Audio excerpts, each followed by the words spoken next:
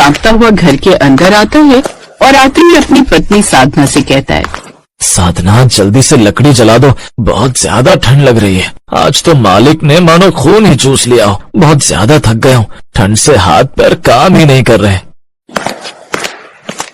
अजी लकड़ी कैसे जला दूं जब घर में जलाने के लिए लकड़ियां ही नहीं है। आज पिताजी की तबीयत सुबह से बहुत ज्यादा खराब है।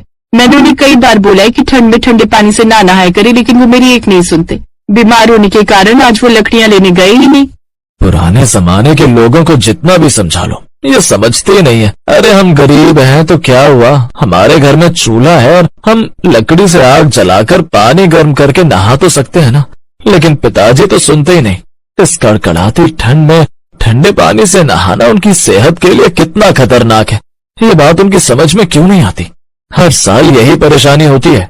सुमित भी अपने पिता मनीष की चिंता कर रहा होता है कि तभी मनीष वहाँ पर आते हैं और सुमित से कहते हैं, अरे सुमित बेटा, इतनी चिंता मत कर मेरी। ये सर्दी जुकाम तो कुछ दिनों में ठीक हो जाएगा।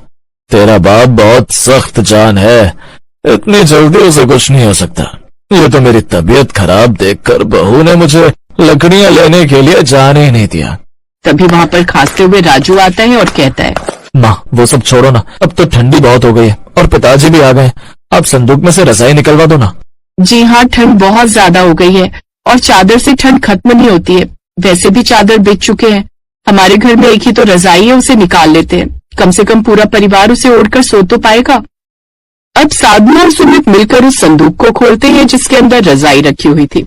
जैसे ही उन्होंने संदूक को खोला, उसमें से 2-4 चूहे निकलकर इधर उधर भागने लगे। साधना ने जैसे रजाई को हाथों में उठाया, वो माथा पीटते हुए कहने लगी, अरे सत्यानाश हो इन चूहों का। एक ही तो रजाई थी हमारे घर में, वो भी इन्होंने खराब कर दी। अब मेरा गरीब परिवार क्या करेगा। इस फटी हुई रजाई में भला ठंड कैसे रुकेगी। अब रात भर ठिठुरना ही हमारी किस्मत में लिखा है। ना बहू, अब जो है यही है। ठंड में गरीब परिवार की एक ही रजाई है और उसे ओढ़ना पड़ेगा, चाहे जैसी भी हो। साधना ने अपने पूरे परिवार के ऊपर वो रजाई डाल तो दी, लेकिन उस रजाई में से बदबू आ रही थी और वो जगह जगह से फट चुकी थी, जिस वजह से पूरा परिवार रात भर ठंड में ठिठुरता रहा और उसे ओढ़ नहीं पाया। राजू रात भर खांसता रहा और सुमित बेचैनी से करवटें बदलता रहा। तभी अगली सुबह गांव का भीम, जो कि सुमित का दोस्त था, वो भागते हुए आया और कहने लगा, जल्दी चल सुमित, गांव के जो जमींदार है ना, उनके घर बेटा पैदा हुआ है, इसीलिए वो गरीबों को मंदिर के बाहर रजाई कंबल बांट रहे हैं। तू अपने परिवार को भी लेकर चल, तेरा नंबर भी आ जाएगा। हो सकता है तेरे पूरे परिवार को 4 अलग अलग रजाई मिल जाए। अगर ऐसा ना भी हुआ तो पूरे परिवार के हिस्से में एक रजाई तो आ ही जाएगी। सुमित ये बात सुनकर बहुत ज्यादा खुश हो जाता है और उसके बाद वो अपने पूरे परिवार को लेकर जहाँ जमींदार जी मंदिर के बाहर रजाई कंबल बांट रहे थे वहाँ पहुँच जाता है, जिसके बाद पूरा परिवार ठंड में लाइन में लग जाता है। लेकिन मौसम की मार थी और प्रकृति का अत्याचार कि तभी जोरों से बारिश होने लगती है और उसका पूरा परिवार बारिश में भीगने लगता है। राजू ने कांपते हुए कहा, माँ बहुत ज्यादा ठंड लग रही है। उतनी ठंड तो हमारी उस झोपड़ी में भी नहीं लगती जिसमें जगह जगह छेद हो रहे हैं। माँ कुछ करो ना।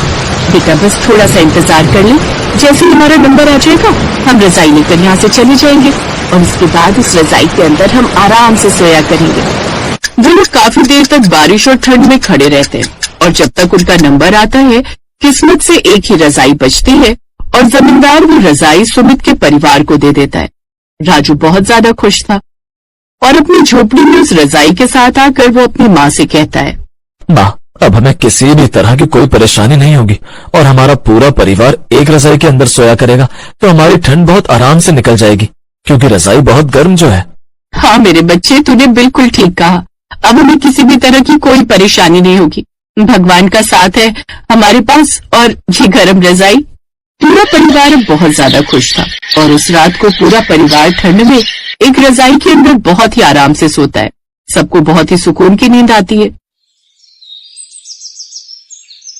सुबह जैसे ही साधना उठती है तो वो सुमित को काम पर जाने के लिए उठाती है।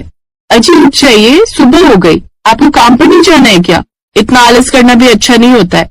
अरे साधना सोने दो, बहुत दिनों के बाद तो इतनी गर्मी में नींद आई है, सोच रहा हूँ छुट्टी कर लूं। छुट्टी करने के बारे में बिल्कुल भी मत सोचिए। अगर आप छुट्टी करते हैं तो आपकी तनख्वाह कटती है और हमारी राजू की पढ़ाई में दिक्कत आती है, फिर पिताजी की दवाइयों का भी तो देखना है। चुपचाप उठ जाइए और काम पर जाइए, वरना मैं इस रजाई पर पानी डाल दूंगी और उसके बाद वो हफ्ते भर तक नहीं सूखेगी। सुमित ये बात सुनकर डर जाता है और चुपचाप उठकर काम पर चला जाता है। वहीं मनीष दोपहर में लकड़ियां काटने चला जाता है। राजू स्कूल गया हुआ था और साधना ने सोचा अभी तो घर पर कोई भी नहीं है, क्यों ना मैं अपनी नई रजाई को थोड़ी देर धूप लगने के लिए धूप में डाल दूं, इस बहाने ये थोड़ी ठीक हो जाएगी। वैसे भी इतनी मेहनत से मिली है, थोड़ी देर धूप में रहेगी तो इसकी नमी दूर हो जाएगी और ये और भी आरामदायक लगेगी। साधना ये बोलकर अपनी रजाई को बाहर रस्सी पर धूप में डाल देती है ताकि उस पर थोड़ी सी धूप लग जाए और वो ठीक हो जाए, और साधना घर के काम करने लगती है। व्हिडिओ आवडला असेल तर लाईक करा, शेअर करा आणि चॅनलला सबस्क्राईब करा. तुमच्या सपोर्टमुळे आम्हाला अजून चांगले व्हिडिओ बनवायला प्रेरणा मिळते.